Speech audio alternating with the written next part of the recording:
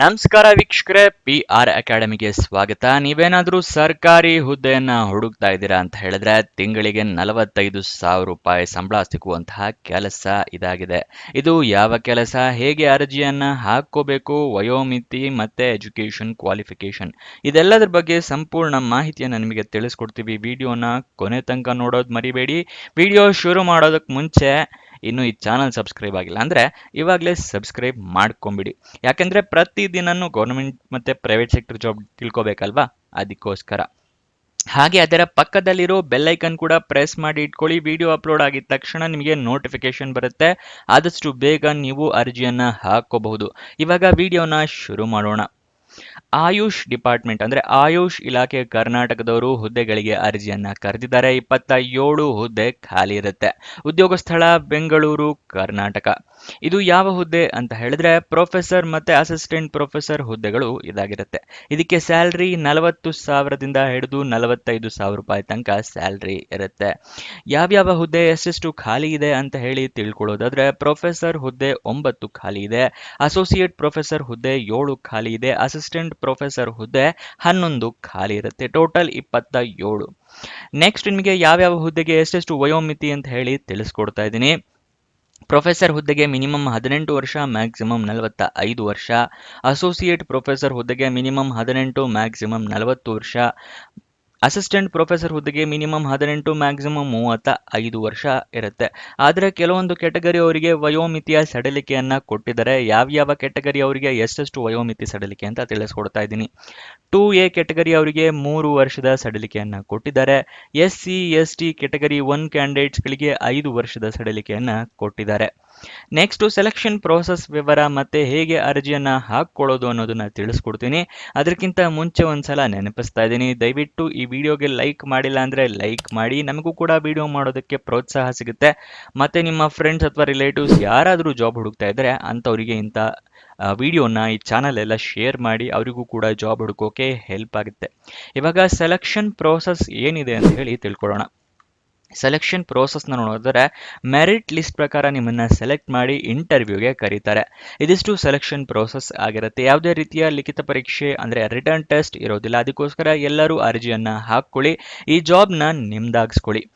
Next ಈ ಜಾಬ್ಗೆ ಯಾವ್ಯಾವ ಜಾಬ್ಗೆ ಎಷ್ಟೆಷ್ಟು ಸ್ಯಾಲರಿ ಇದೆ ಅಂತ ಹೇಳಿ ತಿಳಿಸ್ಕೊಡ್ತಾ ಇದ್ದೀನಿ. ಪ್ರೊಫೆಸರ್ ಮತ್ತೆ ಅಸೋಸಿಯೇಟ್ ಪ್ರೊಫೆಸರ್ ಹುದ್ದೆಗೆ 45,000 ರೂಪಾಯಿ ತಿಂಗಳಿಗೆ ಸಂಬಳ ಇರುತ್ತೆ. ಅಸಿಸ್ಟೆಂಟ್ ಪ್ರೊಫೆಸರ್ ಹುದ್ದೆಗೆ 40,000 ರೂಪಾಯಿ ತಿಂಗಳಿಗೆ ಸ್ಯಾಲ್ರಿ ಇರುತ್ತೆ.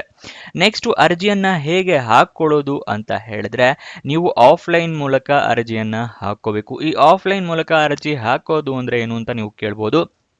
ಅಪ್ಲಿಕೇಶನ್ ಫಾರಂ ಸಿಗುತ್ತೆ, ಅದನ್ನ ಡೌನ್ಲೋಡ್ ಮಾಡ್ಕೊಂಡು ಪ್ರಿಂಟ್ ಔಟ್ ತಗೊಂಡು ನೀವು ಒಂದು ಅಡ್ರೆಸ್ಸಿಗೆ ಕಳಿಸ್ಬೇಕಾಗುತ್ತೆ. ಯಾವ ರೀತಿ ಅಂದ್ರೆ ಸ್ಪೀಡ್ ಪೋಸ್ಟ್ ಮುಖಾಂತರ, ರಿಜಿಸ್ಟರ್ ಪೋಸ್ಟ್ ಮುಖಾಂತರ ಅಥವಾ ಕೊರಿಯರ್ ಮುಖಾಂತರ ಕಳಿಸ್ಬೇಕು. ಇದನ್ನ ನಿಮಗೆ ಆಫ್ಲೈನ್ ಮುಖಾಂತರ ಅರ್ಜಿ ಹಾಕೋದು ಅಂತ ಹೇಳ್ತಾರೆ. ಈ ಆಫ್ಲೈನ್ ಮೂಲಕ ಅರ್ಜಿ ಹಾಕೋಕ್ಕಿಂತ ಮುಂಚೆ ನೀವು ಮಾಡಬೇಕಾಗಿರೋದೇನು ಅಂದ್ರೆ ಅಫಿಷಿಯಲ್ ನೋಟಿಫಿಕೇಶನ್ PDF ನ ಸಂಪೂರ್ಣವಾಗಿ ಓದ್ಕೋಬೇಕು. ಏನಕ್ಕೆ ಅಂತ ಹೇಳಿದ್ರೆ ನಿಮಗೆ ಏನೇನು ರಿಕ್ವೈರ್ಮೆಂಟ್ಸು, ಏನೇನು ಎಲಿಜಿಬಿಲಿಟಿ ಕ್ರೈಟೀರಿಯಾ ಇದೆ ಅಂತೆಲ್ಲ ತಿಳ್ಕೊಂಡ ನಂತರ ನೀವು ಅರ್ಜಿಯನ್ನ ಹಾಕೋಬೇಕು. ಅದಕ್ಕೋಸ್ಕರ ಇದು ಓದೋದು ಅತಿ ಮುಖ್ಯ ಆಗಿರುತ್ತೆ. ಇದು ಎಲ್ಲಿ ಸಿಗುತ್ತೆ ಅಂತ ಹೇಳಿದ್ರೆ ಡಿಸ್ಕ್ರಿಪ್ಷನ್ ಅಲ್ಲಿ ಟೆಲಿಗ್ರಾಮ್ ಚಾನೆಲ್ ನ ಲಿಂಕ್ ಕೊಟ್ಟಿದ್ದೀನಿ, ಅಲ್ಲಿಂದ ಕ್ಲಿಕ್ ಮಾಡಿ ಟೆಲಿಗ್ರಾಮ್ ಚಾನೆಲ್ಗೆ ಹೋಗಿ ಅಫಿಷಿಯಲ್ ನೋಟಿಫಿಕೇಶನ್ ಮತ್ತೆ ಅಪ್ಲಿಕೇಶನ್ ಫಾರಂ ಎರಡನ್ನೂ ಕೂಡ ನೀವು ಡೌನ್ಲೋಡ್ ಮಾಡ್ಕೋಬಹುದು. ಡೌನ್ಲೋಡ್ ಅನ್ನು ಮಾಡಿಕೊಂಡ್ರೆ ಯಾವ ಅಡ್ರೆಸ್ಗೆ ಅರ್ಜಿಯನ್ನ ತಲುಪಿಸಬೇಕು ಅಂತ ಹೇಳಿ ಕೇಳ್ತಾ ಇದ್ರೆ ಅದನ್ನ ಕೂಡ ಸ್ಕ್ರೀನ್ ಮೇಲೆ ತೋರಿಸ್ತಾ ಇದ್ದೀನಿ.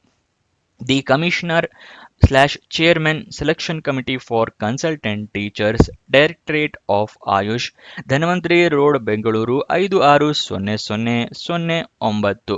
ಈ ಅಡ್ರೆಸ್ಗೆ 17 ಮೇ 2025ಕ್ಕೆ ಅರ್ಜಿ ತಲುಪೋ ಥರ ನೀವು ಕಳಿಸ್ಕೊಡ್ಬೇಕಾಗತ್ತೆ. ಗೊತ್ತಾಯ್ತಲ್ವಾ? ಆದಷ್ಟು ಬೇಗನೆ ಅರ್ಜಿ ಹಾಕಿ, ಕೊನೆ ದಿನಾಂಕ ತನಕ ವೇಟ್ ಮಾಡೋದಕ್ಕೆ ಹೋಗಬೇಡಿ. ನೆಕ್ಸ್ಟ್ ನಿಮಗೆ ಈ ಸ್ಟೆಪ್ಸ್ಗಳನ್ನ ಫಾಲೋ ಮಾಡಿದ್ರೆ ಜಾಬ್ ಪಕ್ಕಾ ಸಿಕ್ಕೇ ಸಿಗುತ್ತೆ. ಯಾವ ಸ್ಟೆಪ್ಸು ಅಂತ ಹೇಳ್ತಾ ಇದ್ದೀನಿ, ಗಮನ ಕೊಟ್ಟು ನೋಡ್ಕೊಳ್ಳಿ. ಮೊದಲನೆಯ ಸ್ಟೆಪ್ಪು ಅಫಿಷಿಯಲ್ ನೋಟಿಫಿಕೇಶನ್ PDF ನ ಓದ್ಕೊಳ್ಳೋದು. ಅದಕ್ಕೆ ಏನಕ್ಕೆ ಅಂತ ಹೇಳಿ ಮುಂಚೆನೆ ತಿಳಿಸ್ಕೊಟ್ಟಿದ್ದೀನಿ. ಎಲಿಜಿಬಿಲಿಟಿ ಕ್ರೈಟೀರಿಯಾ ರಿಕ್ವೈರ್ಮೆಂಟ್ಸ್ ಎಲ್ಲ ತಿಳ್ಕೊಳ್ಳೋದಕ್ಕೆ. ನೆಕ್ಸ್ಟ್ ಸ್ಟೆಪ್ಗೆ ಹೋಗೋಣ. ಏನು ಅಂತ ಹೇಳಿದ್ರೆ ನೀವು ಕರೆಕ್ಟಾಗಿ ಮೆನ್ಷನ್ ಮಾಡಬೇಕು ಇಮೇಲ್ ID, ಮೊಬೈಲ್ ನಂಬರ್ನೆಲ್ಲ. ಏನಕ್ಕೆ ಅಂತ ಹೇಳಿದ್ರೆ ನಿಮಗೇನಾದರೂ ಜಾಬ್ ಸಿಕ್ಕಿದ್ರೆ ಇಮೇಲ್ ಮುಖಾಂತರ ಅಥವಾ SMS ಮುಖಾಂತರ ಅವರು ಕಮ್ಯುನಿಕೇಶನ್ ಮಾಡ್ತಾರೆ. ಅದಕ್ಕೋಸ್ಕರ ನೀವು ಅದನ್ನೆಲ್ಲ ಕರೆಕ್ಟಾಗಿ ಮೆನ್ಷನ್ ಮಾಡಿ. ನೆಕ್ಸ್ಟು ಡಾಕ್ಯುಮೆಂಟ್ಸ್ನೆಲ್ಲ ನೀವು ರೆಡಿ ಇಟ್ಕೋಬೇಕು. ಯಾವುದು ಅಂತ ಕೇಳ್ತೀರಾ? ID ಪ್ರೂಫ್ಗೆ ಆಧಾರ್ ಕಾರ್ಡ್, ವೋಟರ್ ID ಅಥವಾ ಪಾನ್ ಕಾರ್ಡ್. ಏಜ್ ಪ್ರೂಫ್ಗೆ SSLC ಮಾರ್ಕ್ಸ್ ಕಾರ್ಡ್. ಎಜುಕೇಷನ್ ಕ್ವಾಲಿಫಿಕೇಷನ್ಗೆ ನಿಮ್ಮ ಮಾರ್ಕ್ಸ್ ಕಾರ್ಡು, ಸರ್ಟಿಫಿಕೇಟು ಎಲ್ಲ ರೆಡಿ ಇಟ್ಕೊಂಡಿರಿ. ನೆಕ್ಸ್ಟ್ ನಿಮ್ಮ ರೀಸೆಂಟ್ ಪಾಸ್ಪೋರ್ಟ್ ಸೈಜ್ ಫೋಟೋಗ್ರಾಫ್ ಇಟ್ಕೊಂಡಿರಿ. ರೆಸ್ಯೂಮೆ ರೆಡಿ ಮಾಡಿ ಇಟ್ಕೊಂಡಿರಿ. ಅರ್ಜಿಯಲ್ಲಿ ಕೇಳಿದ್ರೆ ಅಟ್ಯಾಚ್ ಮಾಡಬಹುದು. ಎಕ್ಸ್ಪೀರಿಯನ್ಸ್ ಏನಾದರೂ ಇದ್ದರೆ ಎಕ್ಸ್ಪೀರಿಯನ್ಸ್ ಸರ್ಟಿಫಿಕೇಟ್ನ ರೆಡಿ ಇಟ್ಕೊಂಡಿರಿ. ನೆಕ್ಸ್ಟ್ ಎಲ್ಲ ಡೀಟೇಲ್ಸ್ನ ಫಿಲಪ್ ಮಾಡಿದ್ಮೇಲೆ ಎಲ್ಲ ಇನ್ಫಾರ್ಮೇಷನ್ ಕರೆಕ್ಟ್ ಇದೆಯಾ ಅಂತ ಒಂದ್ಸಲ ಕ್ರಾಸ್ ವೆರಿಫೈ ಮಾಡ್ಕೊಳ್ಳಿ. ಕರೆಕ್ಟ್ ಇಲ್ಲ ಅಂತ ಹೇಳಿದ್ರೆ ಬೇರೆ ಅರ್ಜಿಯನ್ನು ಫಿಲಪ್ ಮಾಡಿ ಕರೆಕ್ಟಾಗಿ ಎಲ್ಲ ಮೆನ್ಷನ್ ಮಾಡಿ. ನೆಕ್ಸ್ಟ್ ಎಲ್ಲ ಆದ ನಂತರ ನಿಮ್ಮ ಅರ್ಜಿಯನ್ನು ಮುಂಚೆನೇ ತಿಳಿಸ್ಕೊಟ್ಟ ಅಡ್ರೆಸ್ಸಿಗೆ ಸ್ಪೀಡ್ ಪೋಸ್ಟ್ ಮುಖಾಂತರ, ರಿಜಿಸ್ಟರ್ ಪೋಸ್ಟ್ ಮುಖಾಂತರ ಅಥವಾ ಕೊರಿಯರ್ ಮುಖಾಂತರ ಅರ್ಜಿಯನ್ನು ಕಳಿಸ್ಕೊಡಿ. ಕೊನೆಯ ದಿನಾಂಕಕ್ಕಿಂತ ಆದಷ್ಟು ಮುಂಚೆನೇ ಕಳಿಸೋಕೆ ಪ್ರಯತ್ನ ಮಾಡಿ. ಇದಿಷ್ಟು ಸ್ಟೆಪ್ಸ್ನ ಫಾಲೋ ಮಾಡಿ ಈ ಜಾಬ್ನ ನಿಮ್ದಾಗಿಸ್ಕೊಳ್ಳಿ. ಅಪ್ಲಿಕೇಶನ್ ಓಪನ್ ಆಗಿದ್ದ ದಿನಾಂಕ 16 ಏಪ್ರಿಲ್ 2025. ಕೊನೆಯ ದಿನಾಂಕ 17 ಮೇ 2025. ಅಷ್ಟರೊಳಗಡೆ ನೀವು ಅರ್ಜಿಯನ್ನು ತಲುಪುತ್ತರ ವ್ಯವಸ್ಥೆ ಮಾಡ್ಕೊಂಡಿರಿ. ನೆಕ್ಸ್ಟ್ ನಿಮಗೆ ಅಫಿಷಿಯಲ್ ವೆಬ್ಸೈಟ್ ಅಡ್ರೆಸ್ ಬೇಕು ಅಂದರೆ ayush.karnataka.gov.in. ಇಲ್ಲಿಂದ ಕೂಡ ನೀವು ಜಾಬ್ ಡೀಟೇಲ್ಸ್ನ ತಿಳ್ಕೋಬಹುದು. ಬೇಕು ಅಂತ ಹೇಳಿದ್ರೆ ಇದನ್ನು ನೋಟ್ ಡೌನ್ ಮಾಡ್ಕೊಳ್ಳಿ ಅಥವಾ ವಿಡಿಯೋನ ಪಾಸ್ ಮಾಡಿ ಸ್ಕ್ರೀನ್ಶಾಟ್ ಬೇಕಾದರೂ ತಗೊಳ್ಳಿ. ನೆಕ್ಸ್ಟ್ ನಿಮಗೆ ಏನು ಎಜುಕೇಷನ್ ಕ್ವಾಲಿಫಿಕೇಷನ್ ಮಾಡಿರಬೇಕು ಅಂತ ಹೇಳಿ ತಿಳಿಸ್ಕೊಡ್ತೀನಿ. ಅದಕ್ಕಿಂತ ಮುಂಚೆ ನೀವಿನ್ನು ನಮ್ಮ ವಾಟ್ಸಪ್ ಚಾನಲ್ನ ಜಾಯ್ನ್ ಆಗಿಲ್ಲ ಅಂತ ಹೇಳಿದ್ರೆ ಡಿಸ್ಕ್ರಿಪ್ಷನಲ್ಲೇ ಅದರ ಲಿಂಕ್ ಕೂಡ ಇದೆ. ಅಲ್ಲಿಂದ ಕ್ಲಿಕ್ ಮಾಡಿ ವಾಟ್ಸಪ್ ಚಾನಲ್ನ ಜಾಯ್ನ್ ಆಗಿ. ಆನ್ಲೈನ್ ಅಪ್ಲಿಕೇಶನ್ ಇದ್ದರೆ ಅದರಲ್ಲಿ ಲಿಂಕ್ ಕೊಟ್ಟಿರ್ತೀವಿ. ಸೊ ವಾಟ್ಸಪ್ ಚಾನಲ್ನ ಜಾಯ್ನ್ ಆಗೋದು ಮರಿಬೇಡಿ. ಇವಾಗ ಎಜುಕೇಷನ್ ಕ್ವಾಲಿಫಿಕೇಷನ್ ವಿವರನ ತಿಳ್ಕೊಳ್ಳೋಣ. ನೀವು BAMSನ ಮಾಡಿರಬೇಕಾಗತ್ತೆ ಅಥವಾ BUMS ಅಥವಾ ಪೋಸ್ಟ್ ಗ್ರಾಜ್ಯುಯೇಷನ್ ಮಾಡಿದ್ರೂ ಕೂಡ ಆಗುತ್ತೆ. ಯಾವ್ಯಾವುದರಲ್ಲಿ ಅಂತ ಹೇಳಿ ಮೆನ್ಷನ್ ಮಾಡಿದರೆ ತಿಳಿಸ್ಕೊಡ್ತಾ ಇದ್ದೀನಿ.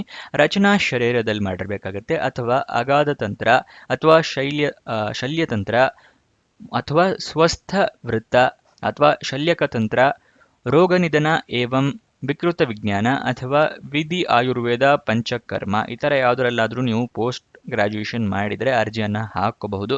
ಅದು ಕೂಡ ರೆಕಗ್ನೈಸ್ಡ್ ಬೋರ್ಡ್ ಅಥವಾ ರೆಕಗ್ನೈಸ್ಡ್ ಯೂನಿವರ್ಸಿಟಿಯಿಂದನೇ ನೀವು ಎಜುಕೇಷನ್ನ ಕಂಪ್ಲೀಟ್ ಮಾಡಿರಬೇಕಾಗುತ್ತೆ.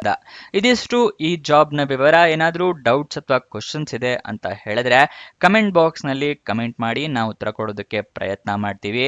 ನೀವು ಇನ್ನೂ ನಮ್ಮ ಇನ್ಸ್ಟಾಗ್ರಾಮ್ ಚಾನಲ್ನ ಫಾಲೋ ಮಾಡಿಲ್ಲ ಅಂದರೆ ಡಿಸ್ಕ್ರಿಪ್ಷನಲ್ಲೇ ಅದರ ಲಿಂಕ್ ಕೂಡ ಇದೆ. ಅಲ್ಲಿಂದ ಕ್ಲಿಕ್ ಮಾಡಿ ಇನ್ಸ್ಟಾಗ್ರಾಮ್ನ ಫಾಲೋ ಮಾಡಿ. ಪ್ರತಿದಿನನೂ ಜಾಬ್ ಡೀಟೇಲ್ಸ್, ಜಾಬ್ ಅಪ್ಡೇಟ್ಸ್ನೆಲ್ಲ ಪಡ್ಕೋಬಹುದು ರೀಲ್ ಮುಖಾಂತರ. ಹಾಗೆ ನಿಮ್ಮ ಫ್ರೆಂಡ್ಸ್ ಆ್ಯಂಡ್ ರಿಲೇಟಿವ್ಸ್ಗೆ ಕೂಡ ರೀಲ್ ಮುಖಾಂತರನೇ ಜಾಬ್ ಡೀಟೇಲ್ಸ್ ಎಲ್ಲ ಸೆಂಡ್ ಕೂಡ ಮಾಡಬಹುದು ಇನ್ಸ್ಟಾಗ್ರಾಮ್ನಲ್ಲಿ. ಸೊ ಅದನ್ನು ಫಾಲೋ ಮಾಡೋದು ಮರಿಬೇಡಿ. ಕೊನೆ ತನಕ ನೋಡಿದ್ದಕ್ಕೆ ಧನ್ಯವಾದ. ಇನ್ನೊಂದು ಜಾಬ್ ವಿಡಿಯೋ ಜೊತೆ ಸಿಗೋಣ. ಬಾಯ್ ಬಾಯ್.